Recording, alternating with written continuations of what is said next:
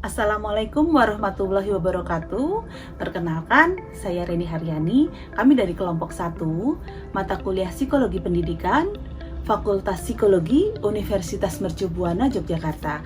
Kelompok kami terdiri dari saya sendiri, kemudian ada Mbak Didi, Mbak Maya, dan Mbak Tina.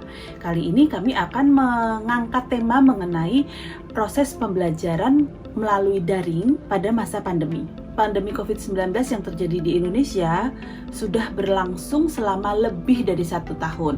Kasus pertama yang terkonfirmasi itu terjadi pada tanggal 2 Maret 2020. Sejak saat itu, kasus COVID semakin meningkat dan menjadi pandemi di Indonesia. Dampak pandemi ini ternyata tidak hanya terjadi pada sektor perekonomian, tapi juga sektor pendidikan ikut terkena dampaknya. Karena pandemi semakin meluas, maka pemerintah mengambil kebijaksanaan agar proses belajar mengajar dilakukan secara online atau secara daring.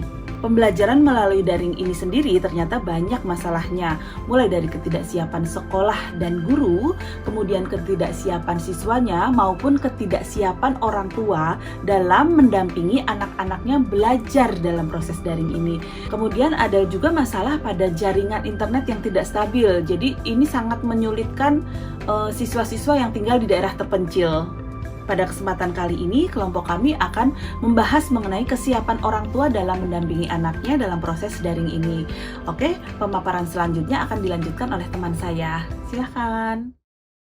Beberapa kendala orang tua dalam mendampingi putra-putrinya belajar selama masa pandemi COVID-19 ini adalah: 1. Kurangnya siap mental orang tua dalam mendampingi putra-putrinya belajar secara daring, sehingga banyak orang tua yang stres ataupun emosional pada saat mendampingi putra-putrinya belajar secara daring di rumah. Kemudian kendala kedua adalah kurangnya terserap materi yang telah disampaikan oleh guru, sehingga orang tua harus menjelaskan kembali apa yang telah disampaikan oleh guru, sehingga orang tua harus memanggil guru les untuk menjelaskan kembali apabila orang tua tidak dapat menjelaskan dengan baik. Kemudian kendala berikutnya adalah jaringan internet yang tidak stabil, karena jaringan internet dapat mempengaruhi penyampaian materi oleh guru kepada siswa.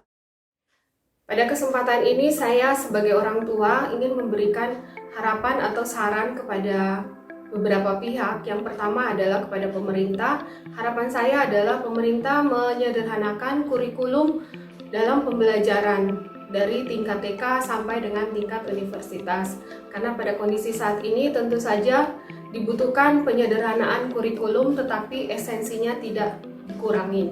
Kemudian yang kedua, harapan saya adalah pemberian fasilitas kepada siswa kurang mampu. Karena pada saat ini tentu saja siswa kurang mampu kemungkinan akan terkendala dalam proses pembelajaran jarak jauh, di mana pengadaan kuota, laptop dan komputer itu tentu saja belum tentu bisa disediakan oleh siswa-siswa kurang mampu.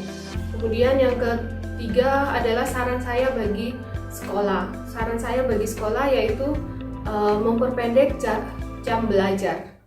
Beberapa tips yang bisa dilakukan untuk mendampingi anak belajar di rumah selama pandemi COVID-19. Yang pertama, tumbuhkan suasana produktif.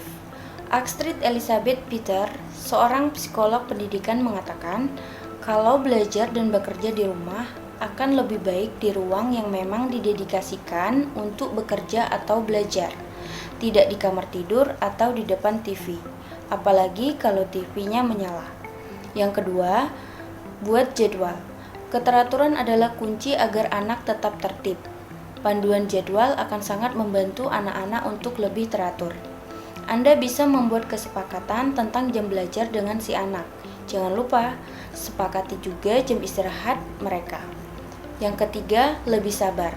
Anak-anak mungkin butuh waktu untuk menyingkirkan keengganannya untuk memindahkan aktivitas sekolah ke rumah. Orang tua harus lebih sabar mendampingi. Yang keempat, fleksibel.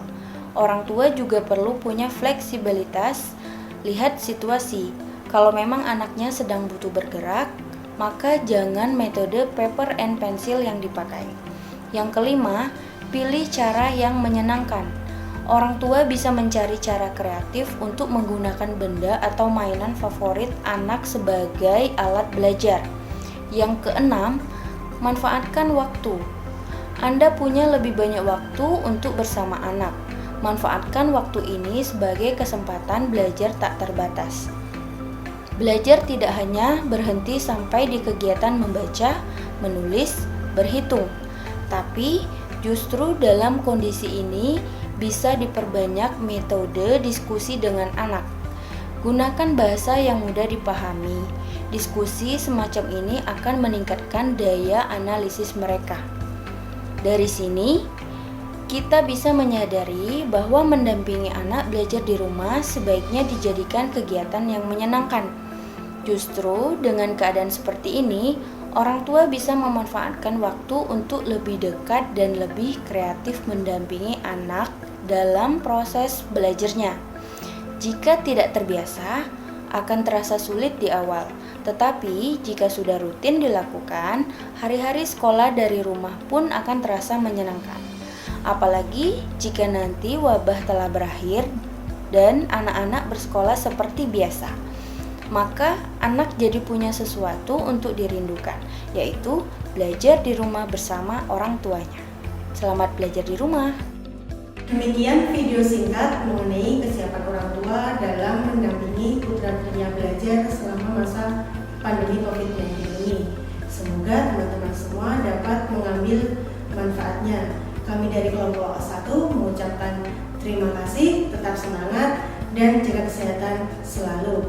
Wassalamualaikum warahmatullahi wabarakatuh.